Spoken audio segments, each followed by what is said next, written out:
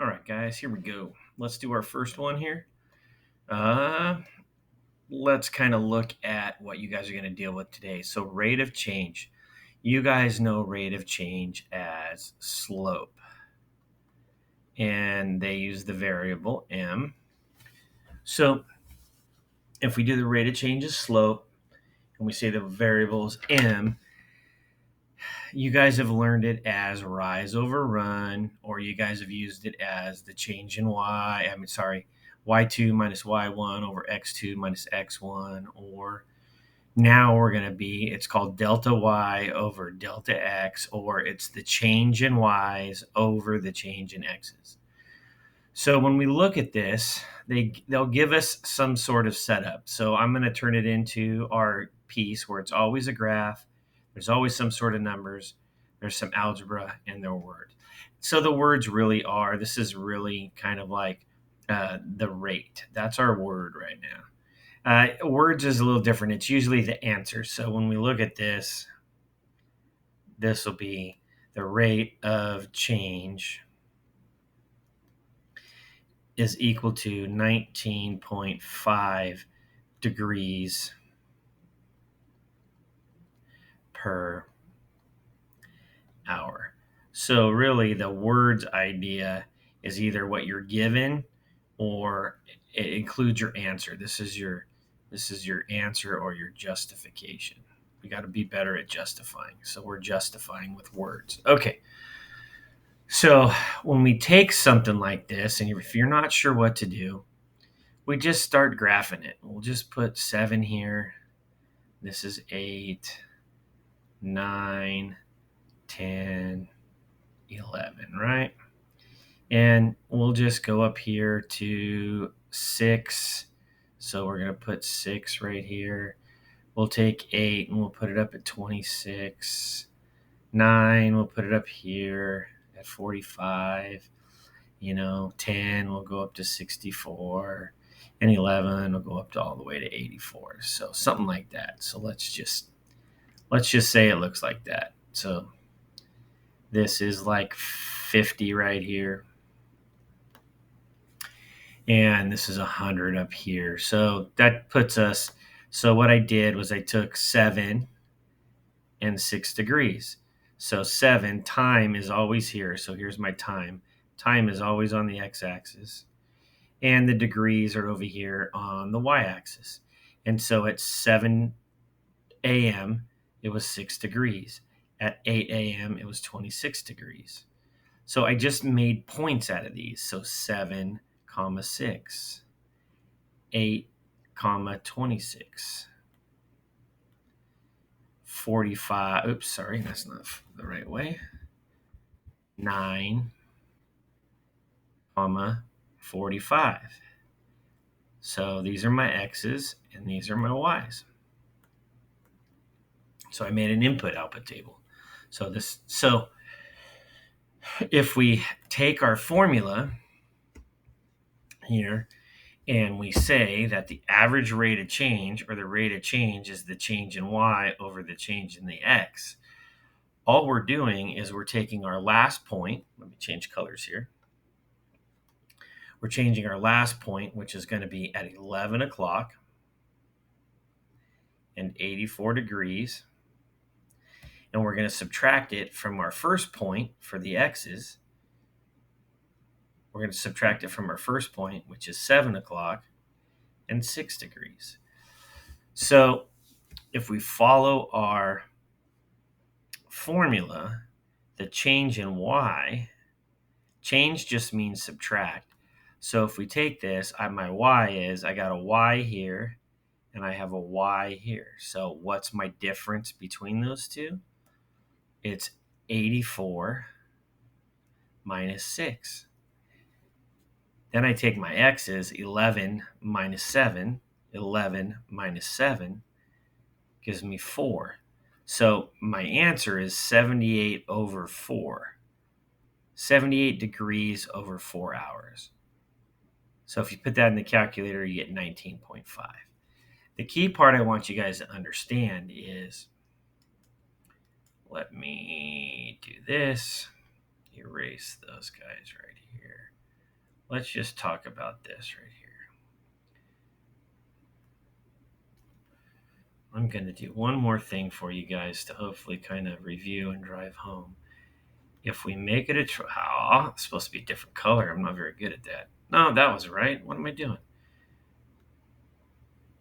If I move over to the very end of the x's, so I've got my x right here, and I've got my x right there, and then I'll make this one purple, and I go from here to here. Really what I'm saying when it comes to slope is I'm all the way at 11 o'clock over here on the blue, and I'm all the way at 7 o'clock over here on the blue. What's the distance from here to here? Well, we go 7 minus 11, which is 4. That's how I got that answer right there. Look at that, 7 minus 11. So if you look at triangles, it's just the sides of triangles is all slope is. You're just finding the length of the side of the triangle. So then if I look at this one and I go to purple, my highest point up here in purple is 84. My lowest point is 6. What's the difference between 84 and 6? Or in other words, what's the height of this triangle? That's 84 minus 6, which is 78. And so since I have a fraction, I can divide it and I can get a decimal. And this is very important. You just got to have your units together. If we look at this a little differently, let me write 78. This is 78 degrees over 4 hours. This right here, degrees over fraction, degrees and hours in a fraction means per. So this fraction line right here, that fraction line is the word per. That's what it means. So for every 78 days per every 4 hours. Degrees, sorry, not days. I can't even read my own writing. So that's how we deal with slope. So we're just going to take the information from here and we're going to calculate the height of the triangle after we plot it out and the length of the triangle. All right, so let's just take one over here and we'll just kind of work on it. So let's just plot it first. So we're going to take an idea here. I can't draw straight lines very well. Let me go back. I just remembered I can do it this way. I can do shapes. I'm cool like that. So, got my line here. It's not very straight, but we'll deal with it. And I got my line here. I'm going to go this way like that. So, go back to my drawing here. I got my x-axis, and I have my y-axis. All right, so let's take our time. Our time is going to be an x value, and the vehicles through the tunnel are going to be here. So this is what I get. I get an x and a y out of each. So I get 4 and 1,610. Well, that's going to be really big for me. So I'm going to change this. I'm going to move it 2 decimal places so it's easier to deal with. So I'm going to move it 2 decimal places. So 6.10. Okay. So, or 1.6 actually. Let's go backwards a little bit here. Nah, I'm not going to do that because that'll mess you guys up. All right, let's just do that. Okay, so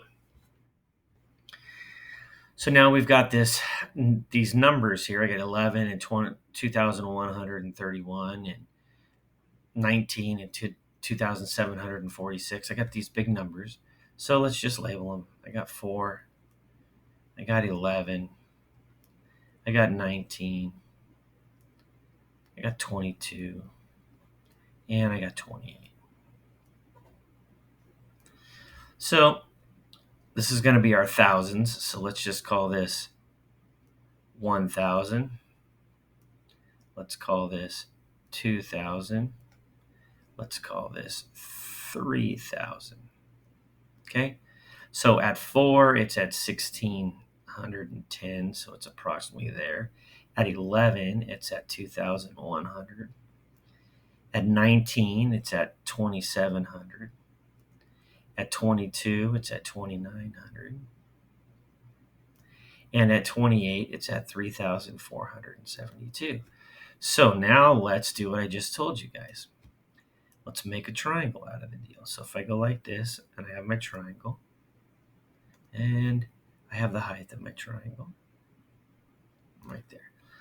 So let's find our fraction.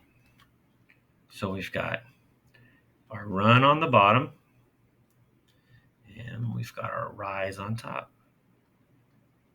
Or, as we better call it, we have our change in y over our change in x.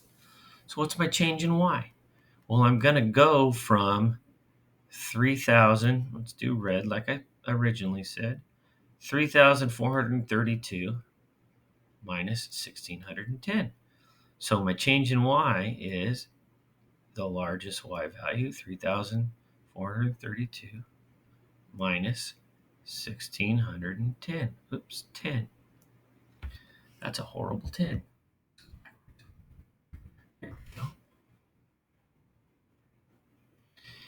That's my change in y. So that's the answer to the top. I don't have my calculator, so I don't even know how big these ones are. And then we have 28 minus 4. So now we're just going to write our answer here. I guess I'm going to have to do the math here. Let's do this here real quick. And we're going to go.